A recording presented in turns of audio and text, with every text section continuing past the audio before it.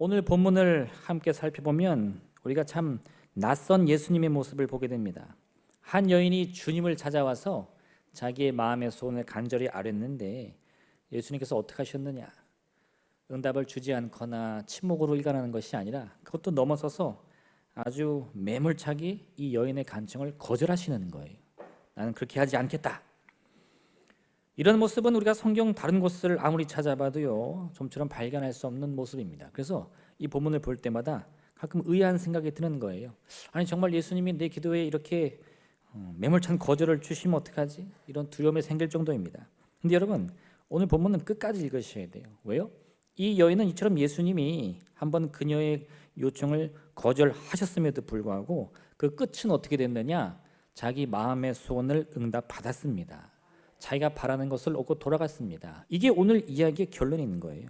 그럼 우리가 이처럼 우리 스스로를 두렵게 하기도 하는 이 예수님의 이런 낯선 모습을 통해서 어떻게 해야 이 여인처럼 응답을 얻을 수 있는가?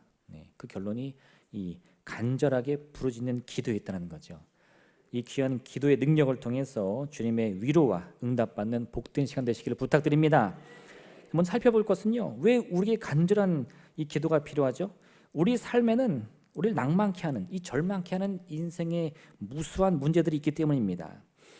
예수님께서 두로와 시돈 지방을 다니실 때 한 여인이 찾아왔어요. 그 여인은 가나안 주민이었습니다. 가나안 주민 뭐죠? 이 여호수아가 그 가나안 땅을 정복할 때 그들은 누구였어요? 이스라엘의 적이었습니다. 이방인이었어요. 근데 그런 가나안족에 속한 여인이 예수님께 와서 자기가 문제가 있다는 거죠. 내 딸이 흉악한 귀신에 들렸나이다.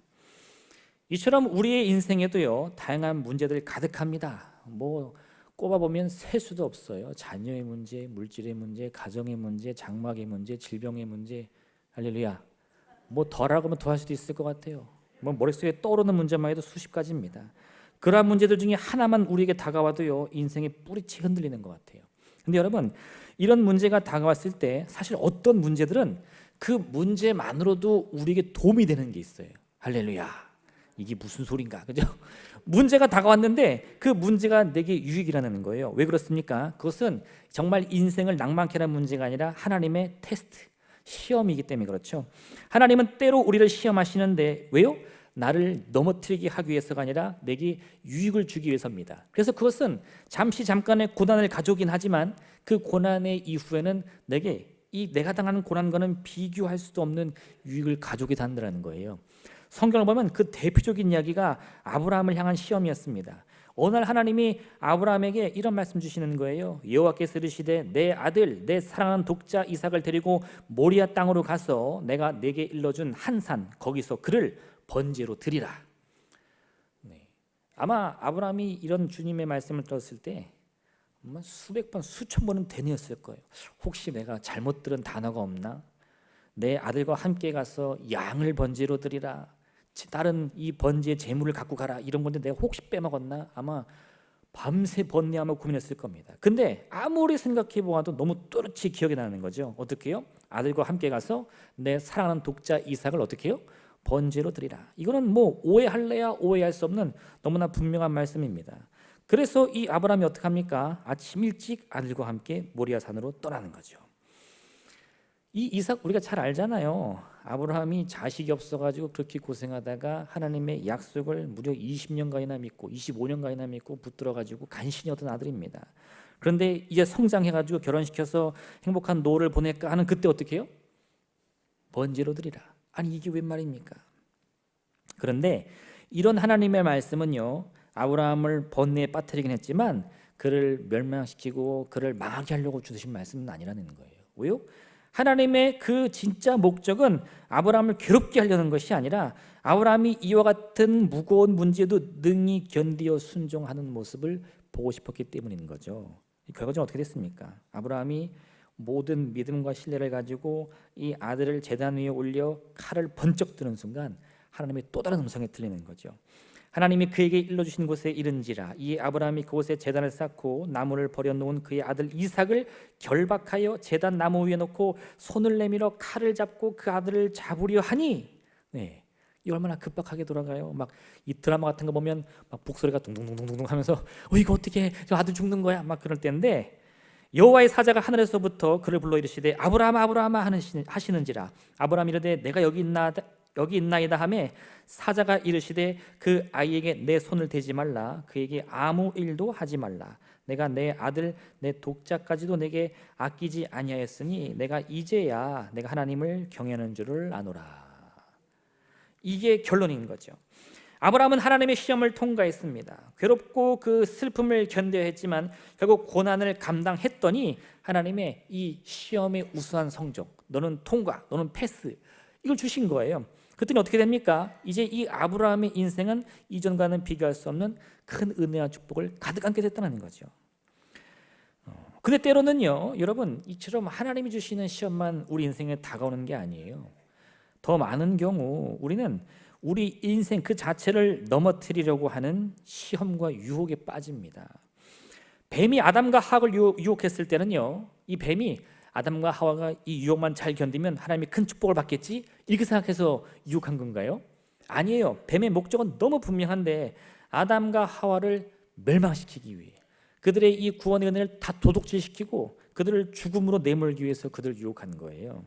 예수님께서 이 광야에서 40일 금식하신 다음에 사탄을 만나는데 이 사탄은 예수님을 3번 시험합니다. 그 목적이 무엇입니까? 예수님이 그리스도임을 세상에 알리기 위해서요? 아니요. 오히려 그 반대로 그리스도 대신 예수님을 넘어뜨려서 온 인류를 향한 이 구원의 역사를 꺾어버리기 위해서였습니다. 이처럼 여러분, 우리는 이 사탄의 시험, 마귀의 시험에 직면할 때가 있는데 이 마귀의 시험의 목적은 하나님의 시험과는 정반대예요. 우리를 도둑질하고 죽이고 멸망시키는 데 그 목적이 있습니다. 그러니 그런 목적을 갖고 다가오는 고난의 크기가 얼마나 대단하겠어요. 그냥 그저 그런 시험을 우리한테 준다고 해서 우리가 거기에 넘어지겠습니까? 할렐루야. 그저 그런 시험에도 넘어질 것 같아요. 네.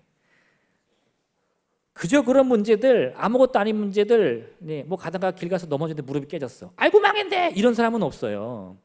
그런데 참으로 감당하지 못할 문제, 내가 아무리 고민해도 내 힘과 능력으로는 절대 극복하지 못한다는 절망감이 찾아올 정도의 고통과 슬픔이 다가오면 얘기가 달라집니다. 어떻게 해요? 아, 내가 여기서 망하는구나. 그 절망이 저절로 찾아온다는 거죠. 이게 마귀의 목적입니다. 그래서 우리가 이 인생의 수많은 유형의 문제를 만나는데 그 문제 유형을 크게 2가지로 나누면 뭐가 있다고요? 하나님의 시험이 있고 마귀의 유혹이 있다. 근데 문제는 뭐냐? 그럼 무엇이 하나님의 시험이고 무엇이 마귀의 유혹입니까? 그건 모른다는 거예요. 뭐요? 아브라함이 하나님의 음성 들었을 때 하나님이 주신 그 음성을 통해 아, 나는 더 큰 축복 받겠구나. 그걸 미리 알았을까요? 아니요. 아브라함도 그 모리아산에 올라가서 칼을 들고 하나님의 음성을 듣기 전까지는 정말 그 마음에 이 무거운 짐이 가득했던 겁니다. 또 아담과 하와가 뱀의 유혹의 소리를 들었을 때 그 달콤함에 귀를 기울이는 순간 야, 이거 잘못하다가는 마귀 유혹에 빠져서 망하겠는데 그런 경각심을 가졌을까요? 전혀 없었어요. 와, 진짜 저 뱀이 우리에게 영생을 주려나 보다. 이렇게 혹 넘어가가지고 그 선악과를 먹는 거거든요. 그러니까 우리는 우리 인생에서 무엇이 하나님께로부터 오는 것이고 무엇이 이 마귀로부터 오는 유혹인지를 전혀 분간할 수 없습니다. 그걸 구분하려고 해도 알 수 없어요. 그럼 어떻게 해야 됩니까? 인생의 문제가 다가왔을 때, 시험이 다가왔을 때, 유혹이 다가왔을 때 그 목적과 원인을 알 수 없는데 우리는 어떻게 하면 되죠? 성경은 뭐라고 말하냐? 견디라는 거예요. 할렐루야. 할렐루야. 그 문제의 원인을 파헤치려고 이리저리 애쓰지 말고 오직 믿음으로 견디어내라는 겁니다. 왜요? 하나님이 주신 시험이라면 그 시험을 견디는 즉시 하나님 예비하신 은혜가 임할 것입니다. 마귀의 유혹을 견딘다면 그 유혹에 빠지지 않고 내 스스로를 지켜서 정결함을 유지한다면요, 그 마지막 승리는 반드시 하나님이 보증해 주시는 거예요. 그러니까 우리가 해야 할 일은 문제를 만나는 순간 아, 이것은 물질의 문제인가 관계의 문제인가, 그거 우리가 할 일이 아니에요. 우리는 오직 믿음으로 견디는 겁니다. 왜 나한테 이런 문제가 찾아왔지? 내가 옛날에 뭘 잘못했나? 그거 묻고 따지지 마세요. 손에 쟁기를 들었으면 어떡하라고요? 힘껏 달려나가서 앞을 보고 나가야지. 괜히 뒤돌아보다 시간 낭비하면 이 때를 다 놓치는 겁니다. 그러니 여러분, 문제의 원인 중요하지 않습니다. 문제의 이유 중요하지 않아요. 문제의 목적 중요하지 않아요. 뭐가 중요하다고요? 내가 견디려고 하느냐 안 하느냐, 그 결단이 있고 없음이 훨씬 중요합니다. 이 순간에 여러분이요, 문제 앞에서 이미 마음이 낙심하여 주저앉았다면 그건 하나님이 주신 시험이든 마귀이든 상관없어요. 망하는 겁니다. 그런데 내가 누구한테 오든 유혹이나 시험이든 능히 견디기를 작정한다면요, 우리는 이 마귀의 시험도 능히 견딜 수 있는 거예요. 이길 수 있는 거예요. 승리할 수 있는 거예요.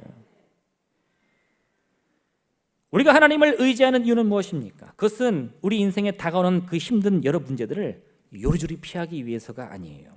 우리 옛날에 그런 말 있었죠. 일본에서 제일 마른 사람 이름이 누굽니까? 빗사이로 막가, 그죠? 야 하나님, 문제 사이로 막가게 해주옵소서. 이거 하려고 우리가 예수님 믿는 거 아니에요. 그럼 왜요? 그 문제가 온 하늘을 뒤덮어 나의 온 인생을 다 때리더라도 당당히 견딜 수 있게 해달라고 기도하는 거예요. 왜요? 나는 힘이 없습니다. 능력이 없습니다. 자격이 없습니다. 그런데 그럼에도 불구하고 나를 붙드시는 주님, 그 권세를 의지하여 이 문제를, 이 고통을, 이 슬픔을 견디게 하여 주옵소서. 이기게 하여 주옵소서. 승리하게 하여 주옵소서. 이게 우리 신앙의 목적이라는 거예요. 지금 여기서 우리가 서로의 얼굴을 보면서 야, 저 사람은 건적 정신이 없어서 좋아 보인다, 이거 따질 필요 없어요. 보면 우리 속담에도 있죠. 남의 떡은 항상 어떻게 보여요? 더 커 보여요. 남의 얼굴 봐봤자 그 사람이 나보다 더 행복해 보입니다. 그런데 그건 마귀의 유혹일 뿐이에요. 지금 우리 모두는요, 다 크고 작은 차이는 있을 수 있지만 이 문제의 폭풍 속에 있는 거예요. 늘 그것이 나를 때리고 나를 적셔서 그 추위와 고통과 슬픔에 바들바들 떨고 있어요. 근데 어떤 이들은 그러한 괴로움 속에서도 능히 믿음의 반석 위에 든든한 집을 짓는 사람이 있는가 반면에 누구는 그게 괴롭고 힘들어가지고 그저 모래 위에 흉내만 내다가 왜 내 집은 무너져요? 원망 불평한다 이겁니다. 근데 오늘 말씀은 어떻게 한다고요? 믿음의 반석 위에서 반드시 견디라. 시편 126편 5절과 6절은 이같이 말씀하는데 눈물을 흘리며 씨를 뿌리는 자는 기쁨으로 거두리로다. 울며 씨를 뿌리러 나가는 자는 반드시 기쁨으로 그 곡식단을 가지고 돌아오리로다. 우리의 간절한 기도는 눈물을 흘릴지언정 씨를 뿌리는 일이 될 줄로 믿습니다. 지금은 고통과 슬픔 속에 하는 일일지언정 그 씨를 뿌리는 모든 사람들은요, 한 사람도 빠짐없이 기쁨으로 그 단을 거두게 될 줄로 믿습니다. 두 번째, 여러분, 이렇게 우리를 절망케 하는 문제들 가운데 우리가 견뎌내는데 그러면 우리가 무슨 수로 이런 낭만케 하는 문제들, 내 힘으로 이길 수 없는 문제를 견딜 수 있습니까? 이 전제가 잘못됐잖아요. 내가 해볼만 하면 도전해보겠는데 아니 처음부터 자기가 없다면서요, 능력이 없다면서요, 근데 왜 견뎌야 됩니까? 이런 질문이 생기지 않아요? 할렐루야. 듣고 보니 그러네. 하나님의 능력을 의지하기 때문인 거죠. 아니 성경에서 아무 해답도 없이 우리에게 그냥 막무가내로 견뎌라 하겠습니까? 아니에요. 다 답이 있습니다. 성경은 언제나 우리의 힘과 능으로 하는 것이 아니요 하나님의 능력으로 예수 그리스도의 이름으로 권능으로 하라고 말씀하고 있어요. 네가 해라 이런 말씀은 성경에 없어요. 오히려 반대입니다. 내가 하려고 그러면 안 돼요. 나의 모든 것을 내려놓고 하나님을 의지할 때 능히 승리하는 거예요. 아까 말씀드린 이 아브라함이요, 그 아들 독자를 하나님께 제물로 바치려고 했을 때 아브라함은 무슨 생각을 하며 이 아들을 데려갔을까요? 그 아들도 물어보잖아. 아빠, 횃불도 있고 장작도 있고 다 있는데 제물은 어디 있어요? 그럼 그 순간에 아버지 마음이 좀 흔들리지 않았을까요? 아, 내가 미쳤구나. 내 사랑하는 아들을 번제로 바치려고 하다니. 그럼 돌아가지 않았을까요? 근데 그런 유혹과 문제도 견디면서 어떻게 끝까지 가서 그 아들을 묶은 다음에 칼을 낼 생각을 했냐 이거예요.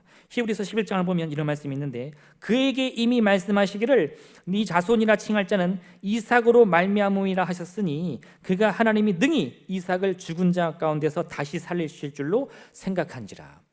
히브리서 저자가 곰곰이 생각해 보니까 우리 믿음의 조상 아브라함이 어떻게 견뎠을까? 이미 하나님이 아브라함에게 뭐라 그랬냐? 내가 너에게 이 하늘에 떠 있는 별과 같이 무수한 자손을 주리라 했는데 그 자손이 어떻게 생겨요? 아니 지금 나한테는 아들이 한 명도 없는데 그 수많은 자손이 어떻게 생겨요? 너에게 독자 이삭을 주겠다는 거예요. 너와 사라의 사이에서 아들이 태어날 텐데 그를 통해 그 자손을 주겠다는 거예요. 그 사라와 사이에서 난 아들이 누굽니까? 이삭이에요. 그럼 하나님이 본인이 약속해서 이삭을 통해 무수한 자손을 주신다는데 지금 이삭 결혼도 못 해보고 죽게 생겼어요.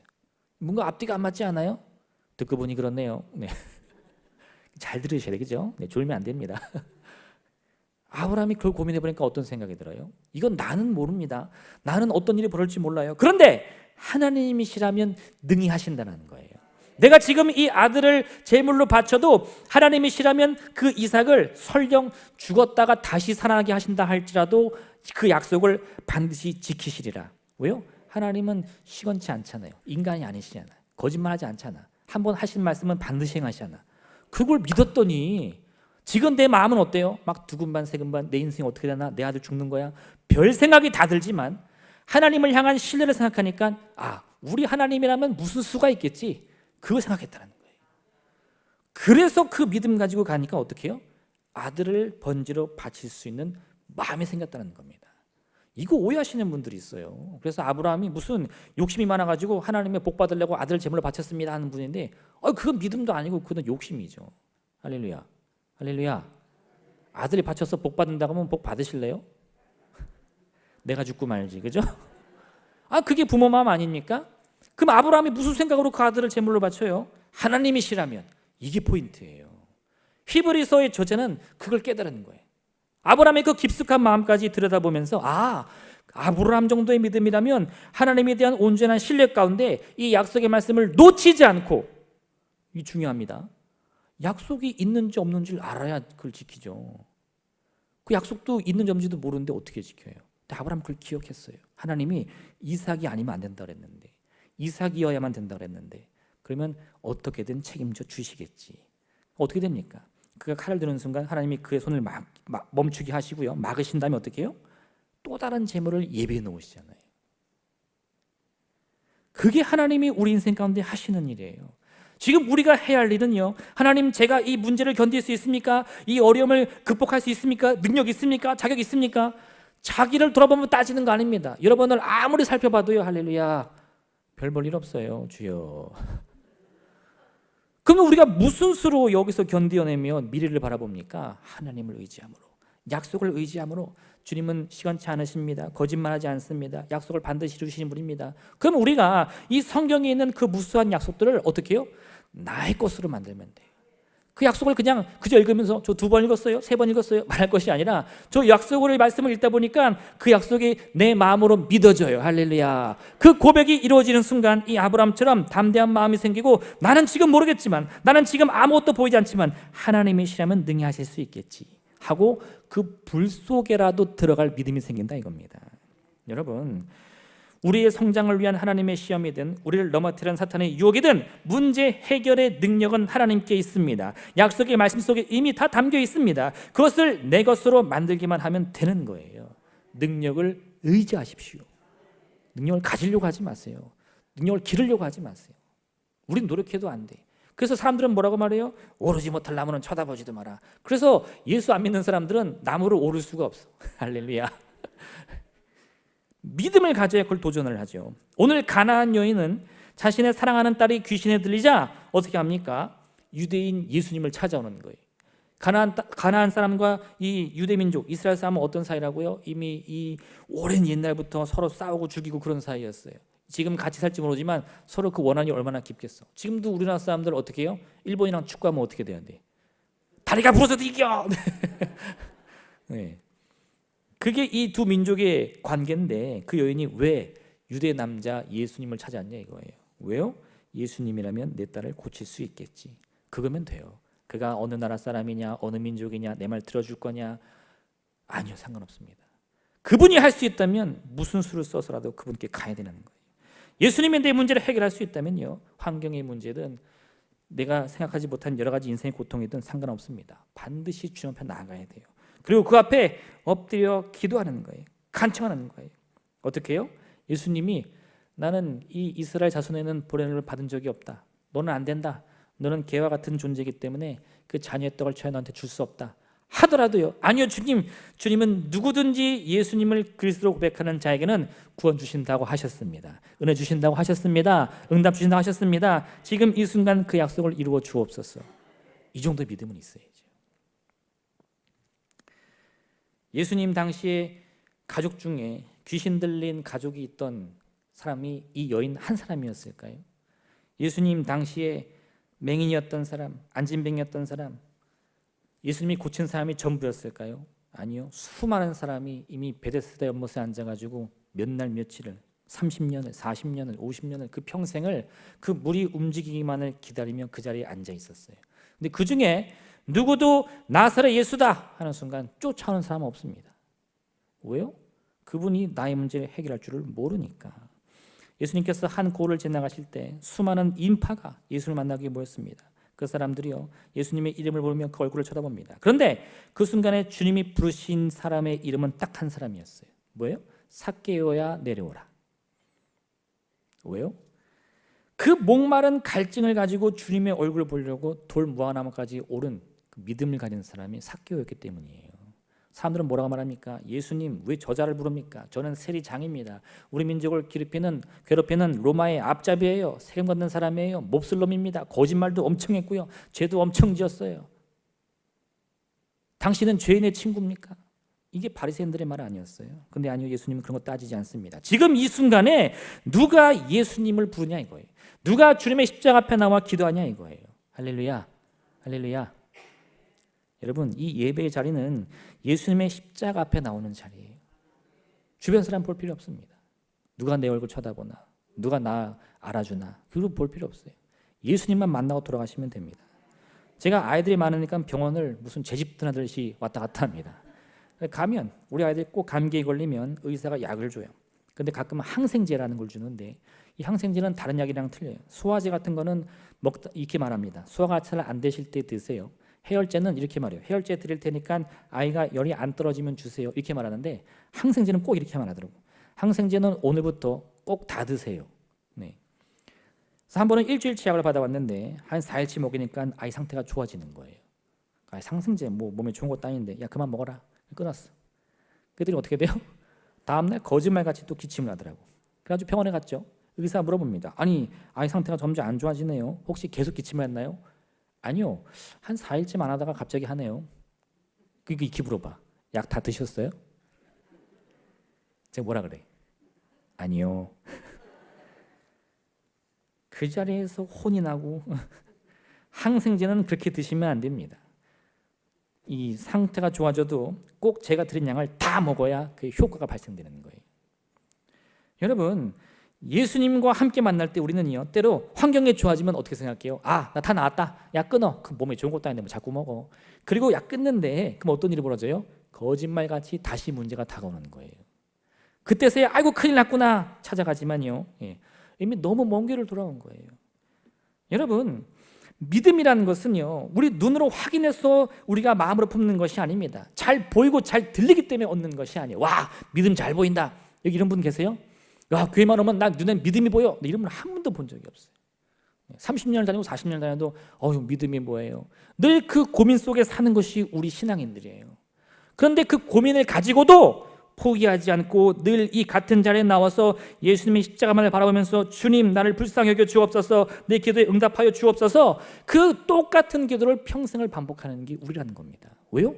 그 믿음을 갖고 이와 같이 주님을 찾을 때에 주의 역사가 일어나니까. 예수님이 지나갈 때마다 얼마나 많은 인파들이 모였습니까? 한 번은 예수님이 이 베드로의 장모의 집에 계신데 그 집에 들어갈 수가 없을 지경일 수도 있어요. 근데 한 번은요, 예수님이 길을 가시니까 수많은 사람들이 예수님을 밀치고 나한테 얼굴 한번 보자, 사진 한번 찍자, 사인해 주세요, 별짓 다 하는 거예요.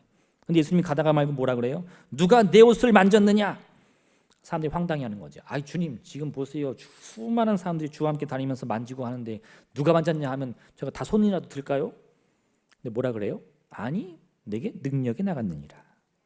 그때서야 사람들이 잘못된 걸 아는 거예요. 나는 지금까지 아침부터 새벽같이 기다려서 예수님 오신데 기다려가지고 어머 예수님 사인해 주세요 하고 따라다녔는데 그때는 능력이 나가 안 나가? 안 나가요. 근데 갑자기 능력이 나갔다는 거예요. 누구야 했더니 누구예요? 12년 동안 혈루증으로 고생했던 여인이었어요. 부정해서 사람들 앞에 얼굴도 못 들고 다니는 그 여인이 후드티 뒤집어 쓰고 와가지고 남몰래 예수님 옷장을 만진 겁니다. 근데 그때 능력이 나갔다는 거예요. 그 여인이 깨끗함 받았다는 거예요. 구원 받았다는 거예요. 어찌 이런 일이 있습니까? 왜요? 그 여인이 이렇게 말하는 거죠. 주님의 옷자락만 만져도 내 병이 낫겠다는 믿음이 있었습니다. 하나님의 능력이 아무리 크고 놀라워도요, 그것을 나의 것으로 만들지 않으면 아무 소용이 없습니다. 하나님이 크신 분이면 뭐합니까? 나랑 관계가 없는데. 그 하나님을 나의 하나님으로, 나의 아버지로 고백해야죠. 그 능력을 의지해야죠. 그 능력을 붙들어야죠. 그것을 누굴 위해 쓰십니까? 나 같은 자를 위해서 쓰십니까? 고민할 시간이 어디 있습니까? 그저 부르짖고 기도해야죠. 만약 오늘 이 본문의 여인이 그런 연약한 믿음을 갖고 있었다면 이 주님의 매몰찬 대답에 상처받고 내 저럴 줄 알았어, 유대인 놈은 똑같이 그로 돌아갔을 거예요. 그 얼마나 그런 사람들 많습니까? 저 사람이 나한테 인사를 안 해요. 인사를 씹어요. 전화를 안 받아요. 그러려고 교회 나오시나요? 아니에요. 예수님 믿고 비록 그런 이 마음의 상처, 고통을 내가 교회에서 받을지언정 여기는 왜 나온다고요? 주님 만나기 위해. 예수님 십자가 앞에 나오기 위해서. 주변 사람들이 내 인사 좀 안 받으면 어때? 내 전화 좀 안 받으면 어때? 예수님 만나면 되죠. 그게 우리 신앙의 목적 아닙니까? 그 믿음을 가졌더니 생각해 보세요. 내 자녀의 떡을 저희가 개에게 주는 게 마땅치 않다. 들을 때마다 소름 끼쳐. 그죠? 우리나라 욕에도 그죠? 욕. 이 동물들 중에 뭐가 많이 들어가요? 어떻게 잘 아세요? 많이 해보셨나? 네. 그 세계 어디를 가나 이 개에 대한 인식이 별로 안 좋은 것 같아요. 일본에도 이 개에 대한 욕이 있더라고요. 네. 그러니까 아마 모르긴 몰라도 이 성경에도 예수님도 이 좋은 말 하려고 개를 고른 건 아닌 것 같아요. 그죠? 근데도 여인은 뭐라고요? 신경 안 써요. 그게 무슨 소용입니까? 내 딸만 고쳐주옵소서. 내 딸만 고쳐주옵소서. 내가 개가 될지언정 내 딸만 고쳐주면 됩니다. 이거예요. 할렐루야. 그래서 여러분 마지막 세 번째, 이와 같은 간절함으로 주님을 찾으시길 부탁드립니다. 문제 해결의 응답은 다른 데 있지 않습니다. 마음의 간절함 속에 있는 거예요. 무엇이 문제일까 고민을 해봅니다. 그리고 결국 자신의 믿음이 부족하다는 결론에 도달하게 되는데, 나는 믿음이 부족하니까 하나님을 찾지도 못하고, 하나님은 이런 부족한 믿음 바라보지도 않고, 내가 염치도 없는데 주님의 이름을 그냥 그만 부를까? 이런 유혹을 받을 때요, 꼭 기억하세요. 여러분, 믿음의 근거는요 간절함이에요. 교회 오래 다녀서 성경 많이 알아서 믿을 수 있는 게 아니고요, 믿음은 그저 믿기 원하는 간절함 그 자체에 있습니다. 할렐루야. 할렐루야. 어느 날 세 가족이 와가지고요 인사를 했어요. 환영합시다 했는데 그분이 갑자기 와가지고 그날 기도했는데 성령 받았어. 그럼 뭐라는 줄 아세요? 주제에 그 하루 만에 은혜 받았다고 사람들이 질투하는 거예요. 무슨 소용입니까? 하나님이 언제 우리에게 1학년, 2학년, 3학년 믿음의 단계가 있다 이러셨나요? 아니에요. 간절히 믿으라 그랬어요. 간절히 믿으라 그랬지 무슨 단계가 있다고 말씀하지 않았어요. 집사 받아야 성령 받나요? 장로 받아야 성령 받나요? 아니요. 상관없습니다. 성도에도 관계없고, 집사에도 관계없고, 장로에도 관계없고, 목사에도 관계없고, 직분은 아무 소용없어요. 지금 내 안에 하나님에 대한 간절함만 있다면요, 주님은 언제든 이 자녀의 은혜를 우리에게 주실 줄로 믿습니다. 나는 하나님의 자녀예요. 그럼 충분한 겁니다. 여러분, 참으로 놀랍게도 지금 예수님께서는 이방인의 요청은 이유 불문하고 들을 수 없다고 말합니다. 이 여인은 가나안의 여인이기 때문에 그 여인의 기도에 응답할 수 없다는 거예요. 이런 예수님의 거절은 어떤 여지가 없어 보입니다. 이럴 수도 있고 저럴 수도 있는데, 이렇게 하면 그나마 희망이 있는데 절대로 안 된다, 이렇게 말씀하시는 거예요. 그러면 끝났구나, 난 이제 끝났구나. 바로 그 순간 그 여인의 마음속에는 이제는 내가 다 포기하고 돌아가겠구나 라고 해야 될 텐데, 아니요. 아무렇지도 않게 주여, 주님의 말씀은 틀린 게 하나도 없습니다. 그런데 그 개조차도 주인의 상에서 떨어지는 부스러기라도 먹을 수 있지 않나요? 그 부스러기 은혜라도 주시면 안 되나요? 네. 나를 누르면 누르세요. 나는 저 바닥에 기어서라도 주님의 응답 꼭 받고 돌아가겠습니다. 이렇게 말한다는 거예요. 이 놀라운 여인의 믿음을 꼭 기억하시길 바랍니다. 예수님도 놀라셨다고 성경이 말하고 있어요. 아니, 이 천지를 만드신 이 성자 예수님께서 뭐가 놀랄 일이 이렇게 많아요? 놀라셨다는 거예요. 그 믿음에 놀라셨다는 거예요. 우리가 평생 하나님을 믿고 사는데 한 번 정도는 우리 하나님을 깜짝 놀라게 해야 되지 않겠어요? 할렐루야. 야, 너의 믿음을 이제 내가 보았다. 그 말 한번 들으면 얼마나 좋겠습니까? 그게 어디서 나온다고요? 간절하면서 나온다 이거예요. 제가 예전에 학창시절에 많이 듣던 말이 있습니다. 공부는 머리로 하지 마라. 공부는 엉덩이로 해라. 네. 엉덩이에 뇌가 달렸나요? 어떻게 엉덩이를 합니까? 다른 게 아니에요. 머리 좋다고 나대도 아무 소용없다는 겁니다. 꾸준히 그 의자에 앉아서 책상 앞에 앉아 있는 그 학생이 성공하는 거예요. 선생님들이 수십 년간 아이들을 이게 가르쳐 보니까 딱 보여요. 얘는 똑똑하네. 얘는 좀 공부 못하네. 딱 보이는데 나중에 그 인생이 어떻게 달라진다고요? 엉덩이 붙이는 애는 꼭 성공하더라 이거예요. 믿음도 마찬가지입니다. 처음부터 이 감정이 풍부한 사람, 이해력이 빠른 사람이 있을 수 있어요. 성경의 말씀을 읽자마자 깊이 이해하고 막 그 말씀에 있는 하나님의 뜻을 막 찾는 사람이 있을 수 있습니다. 중요하지 않아요. 기도는 머리로 하는 게 아니라 엉덩이로 하는 거예요. 앉아서 기도해야죠. 간절히 기도해야죠. 하나님은요, 청산유수같이 내뱉는 기도의 소리를 듣고 싶어 하지 않으십니다. 오히려 세리의 기도처럼 아무 내용이 없어도 그저 눈물로 기도하며 나를 불쌍히 여겨 주옵소서, 나를 불쌍히 여겨 주옵소서, 그 기도가 응답됐다 말씀해 주시는 거예요. 오늘 본문의 내용도 마찬가지입니다. 그녀는 예수님이 바라보시기에는 자격 미달이었어요. 이스라엘 사람도 아니었고요, 그는 가나안의 여인이었습니다. 그럼에도 불구하고 그녀가 예수님이시라면 내 문제를 해결할 수 있습니다 간절히 고백하자 자신의 이 말씀, 나는 할 수 없다, 그 거절을 청산하고 철회하고 그의 말씀에 응답하여 네 딸이 나았다, 응답을 주신 줄로 꼭 기억하시길 부탁드립니다. 여러분, 이 귀한 믿음이 바로 오늘의 우리의 믿음이 되어야 할 줄로 믿습니다. 아무 가진 것이 없어도, 아무 능력이 없어도 이 간절함을 품고 예수 그리스도의 십자가 앞에 나와 기도하는 여러분 되시기를 부탁드립니다. 어떤 문제라도 아무리 그 크기가 크다 할지라도요, 낙심하지 말고 멈추지 말고 뒤돌아보지 말고 오직 간절함으로 기도하여 응답받아 참으로 하나님의 풍성한 은혜, 치유의 은혜, 회복의 은혜 누린 여러분 되시기를 주님의 이름으로 부탁드립니다. 이 시간 함께 기도하겠습니다. 오늘의 말씀을 기억하시면서 하나님, 우리가 가진 것은 아무것도 없습니다. 그러나 오직 간절함으로 기도하오니 들으시고 응답하여 주시옵소서. 우리의 마음의 슬픔을 위로하여 주시옵소서. 육신의 질병을 고쳐주옵소서. 우리의 문제를 해결하여 주시옵소서. 이 귀한 능력을 그리스도 예수의 이름 가운데 함께 의지하여 응답받는 우리 모두에게 허락하여 주옵소서. 주님의 이름 세모로 간절히 기도하겠습니다. 주여!